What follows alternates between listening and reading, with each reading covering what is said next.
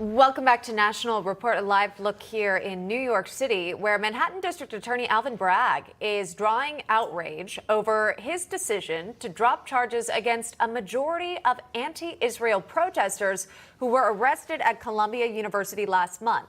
Yeah, remember that, occupying this area for quite some time, stopping folks from being able to come to school, feeling safe. You can't participate in the big commitment. There's a lot that happened on top of this. Of the 46 people charged with trespassing in connection with the occupations of Columbia's Hamilton Hall, which we just showed you there, the DA's office dismissed cases against 31 of them, largely due to, as they say, reported lack of evidence. 14 others were reportedly told their cases would be dropped if they avoided arrest over the next 6 months. Let's bring in Gloria Allred, Richard St. Paul, both attorneys. Thank you both for being on. We do appreciate that. Gloria, can we get your reaction there? There's a lot of buzz about this on social media. Many do not agree with the DA's latest move. Can you talk about this? Well, I'm a person who has criticized DA Alvin Bragg in the past.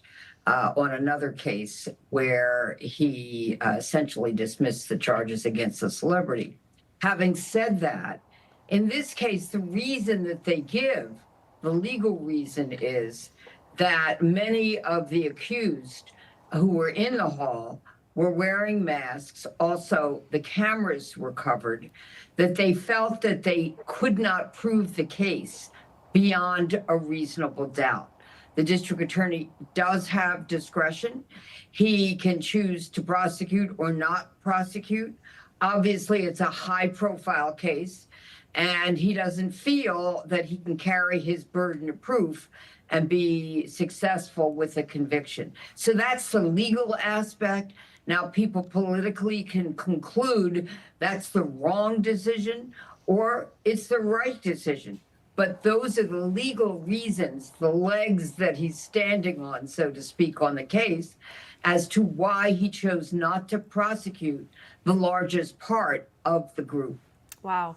Really interesting context, right? If you have security cameras that were blocked from filming, and then also, of course, if you've got a lot of face masks on, apparently the DA's office doesn't feel as though they've got enough evidence to sort of lock down these people as being there right. or holding them accountable. And you mentioned the political lens, too.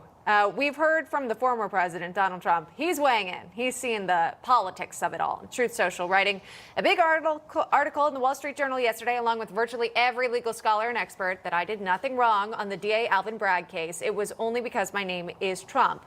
Goes on to say, now, it has just been announced that Alvin is dropping all charges against the Columbia protesters who took over the college, vandalized it, seriously assaulted police officers, and put many lives at risk. A two-tiered system of justice.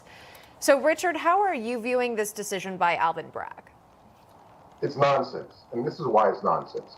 First of all, if you are in Hamilton Hall and you're not supposed to be there, the police are going to place you under arrest. They're going to make a police report. They're going to take you down to the station. They're going to say that you were at Hamilton Hall. They're going to ask you for the identification. They're going to write up their statement saying this person was in Hamilton Hall when I came in and we arrested this person.